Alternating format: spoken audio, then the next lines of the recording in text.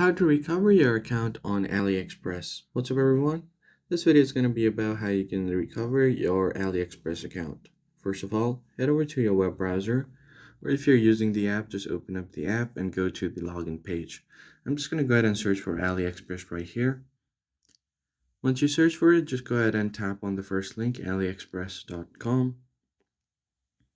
Now you'll be taken to their landing page. From here, you're going to have to log into your account. To do that, find the profile icon at the top right. And then you'll be taken to this page where you have an option to enter your email or phone number that's connected to your account.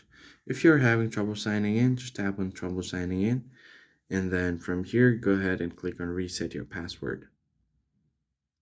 Once you do that, just enter your email or member ID. So I'm just going to go ahead and enter my email. I can go back and then simply enter my email address. Once you enter your email address, just tap on continue.